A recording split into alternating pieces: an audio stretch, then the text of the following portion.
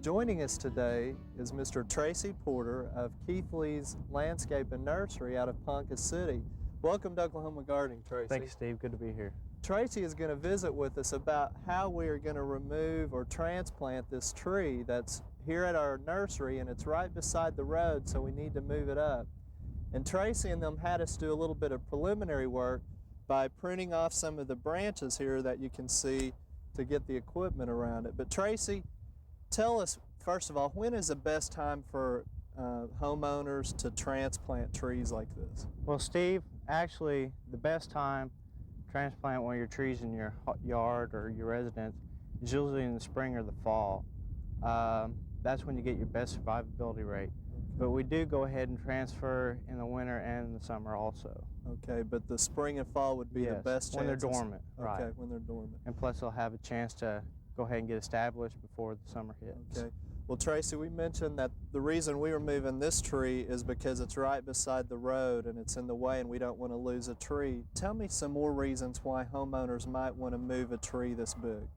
Well, Steve, sometimes a homeowner planted his tree when it's smaller, too close to the house, too close to the driveway. And when they get larger, they either have to cut them down or move them. And most generally, it's cost effective to go ahead and move it instead of have somebody cut it down and buy another tree. Okay. As well as people buying trees from other locations and moving them into their landscape. Yes, correct. Well, Tracy, tell us kind of in a step-by-step procedure how this works. Where do we start and how does the procedure work? Okay, there's two ways to do it. If you're having a tree transplanted in your residence from place to place, first we go with the tree spade, we dig the receiving hole. We take that dirt and we place it by the tree, which we're going to pull the tree out. After we place the dirt on the ground, we go ahead and pull the tree out of the ground with the tree spade and then set it in the receiving hole. And thus you have dirt sitting on top of the ground right by the hole to be pushed in later. Okay. Now the tree spade, tell us a little bit about that equipment. Okay, the tree spade is on a bobtail truck, weighs approximately 46,000 pounds. Whenever we're going into yard, we're always real careful to not damage your lawn. We sometimes get a few ruts, but it's usually not that bad. First off, he lowers the spade to the ground, backs up, digs a receiving hole by driving the spades all the way into the ground, picks that up, and then, like I said, there's two ways of doing it. He could take that back to the nursery if you're buying a nursery tree, and then bring a tree back and then transplant that tree into your yard. Well, Tracy, you mentioned too that it's cost effective. What is a homeowner looking at in getting a tree like this transplanted? Most generally, if you're doing it in your residence, your own tree, it's $125 an hour. And if it's out of Ponca City, we do have mileage time. It's $1.25 a mile one way.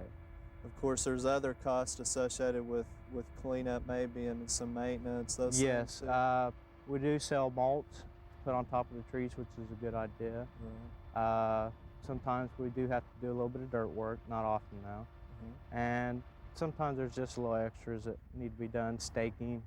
If you've got a really large tree in a windy area, it's good to stake it. Well, you're bringing up some good points, Tracy. What about after the tree is transplanted in the location they want? What kinds of maintenance do the homeowner need to do to make sure that tree survives? Okay, the most important thing would be the watering.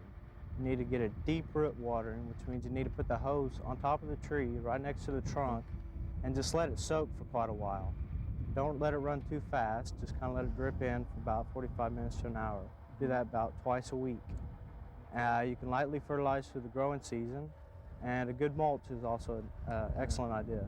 And a lot of times we see ridges built up with excess soil to kind of hold the water in. That's a good idea, especially if it's in an area that the sloped or drains a lot, or if it's a sandy soil maybe. We'll do that most generally on our smaller spade, or 44.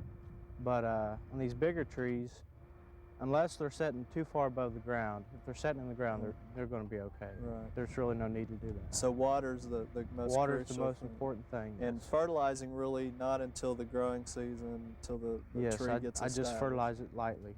Okay. Tracy, one more thing that I thought of too is there's going to be some damage on the branches. Proper pruning and just general care of the tree is going to have a lot to play on its survivability too. But what is the survivability on transplanting trees this big?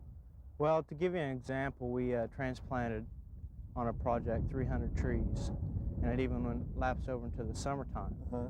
We had a 97% survivability rate on that, and the trees range from anywhere from 6 to 9 inches in diameter. How big would you say this one would be, Tracy? I'd say this one here is going to be approximately 9 inches in diameter. Well, hopefully you've gotten some ideas on transplanting trees, and Tracy, we want to thank you for being on Oklahoma Gardening today. As you can see, it really is a cost-effective, and now is a great time to do this. So thanks again, Tracy. We appreciate your comments. Thank you, Steve.